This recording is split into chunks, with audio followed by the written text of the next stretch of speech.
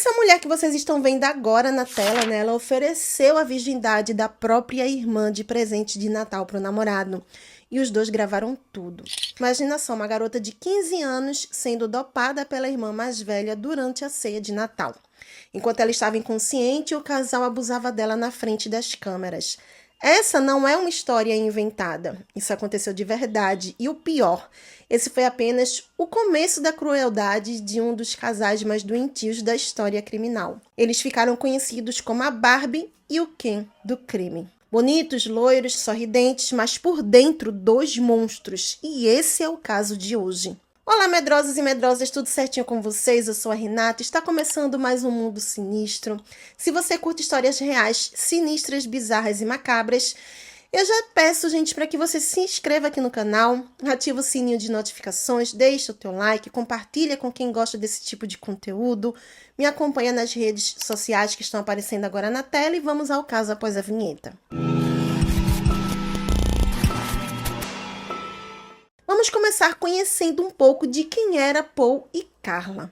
Paul Bernardo, né, ele era uma criança como qualquer outra, gente feliz, vivia sorrindo, tinha amigos, ele era loiro, bonito, tinha os olhos claros, todo mundo dizia que ele parecia um boneco de tão lindo. Ainda na infância, né, ele pareceu não ligar muito quando seu pai, Kenneth, foi acusado de abuso infantil e de ter cometido isso com a própria filha, a irmã de Paul. O tempo foi passando e Paul descobriu que ele era fruto de uma relação extraconjugal. Isso ele ficou sabendo através da sua própria mãe, a Marilyn.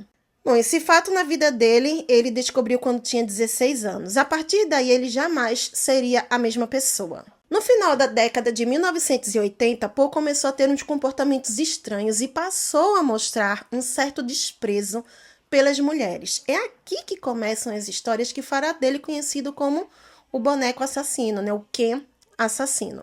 Paul passou a atrair mulheres entre 15 e 21 anos em bares.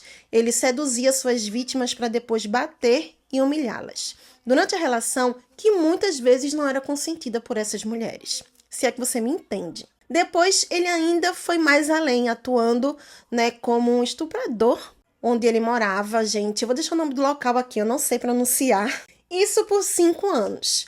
Paul passou a sequestrar jovens em pontos de ônibus ou até mesmo dentro de suas próprias casas para depois ter relações com essas mulheres. Quero repetir, tá? Que o termo aqui, na verdade, é outro, não é relações, porque não era consentido, mas infelizmente, eu não posso usar algumas palavras fortes aqui. Algumas dessas mulheres, elas tiveram suas vidas interrompidas. Até aqui, ele já havia feito 19 vítimas. Porém, tudo iria mais além depois que ele conheceu e se envolveu com Carla Homolka. Paul já tinha 23 anos e Carla 17. Ela era uma garota bonita, chamava atenção por onde passava, era bem esperta e bastante popular. Carla gostava tanto de animais que chegou a trabalhar em uma clínica veterinária quando se formou no colégio. Tanto que ela gostava, gente, de animais, ela sentia o oposto por gente. Isso encantou Paul, né? Por isso, ela não se tornou mais uma vítima dele, mas sim cúmplice. Ou seja, né? Ele achou nela ali a parceira perfeita para cometer os crimes com ele e aqui os dois começaram a namorar. Só para vocês entenderem melhor, tá? Algumas das vítimas de Paul chegaram a prestar queixa na polícia, porém após ele ser interrogado 2 vezes, nada aconteceu e ele foi simplesmente liberado pela polícia, porque ele era tão bonito, bem apresentável, que a polícia achou que ele era inocente.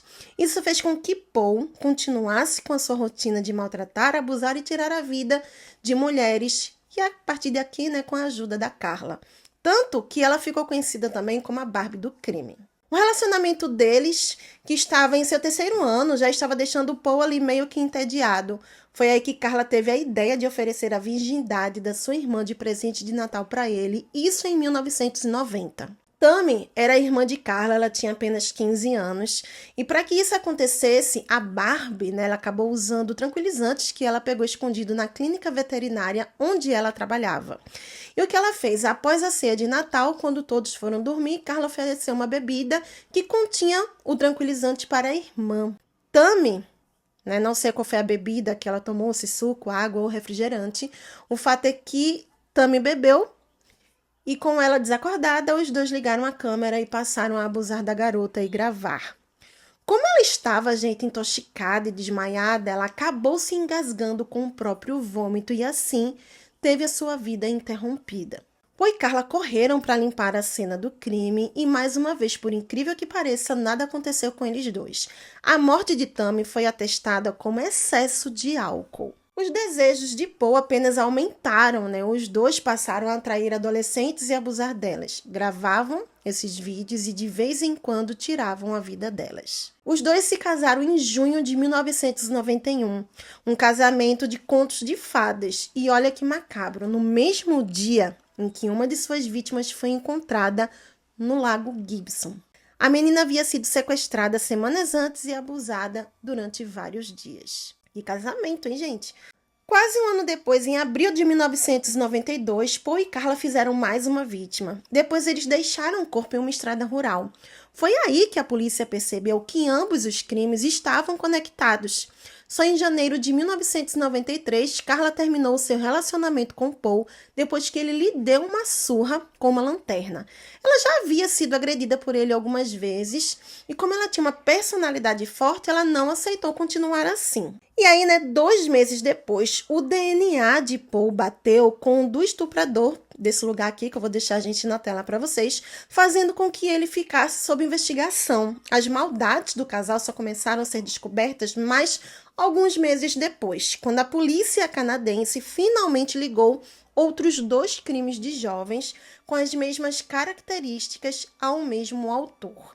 A partir daí, retomaram a conversa com algumas vítimas e fizeram um retrato falado e receberam inúmeras denúncias, até que tudo levou a Poe e assim ele finalmente foi preso. Carla se aproveitou da situação e logo fez um acordo judicial, acordo esse que ficou conhecido como Acordo do Diabo, pois ela só teve benefícios. O acordo foi o seguinte, gente, ela aceitou testemunhar contra Poe, dizendo que, ela era mais uma vítima dele, e aí ela se fez o tempo todo de coitadinha.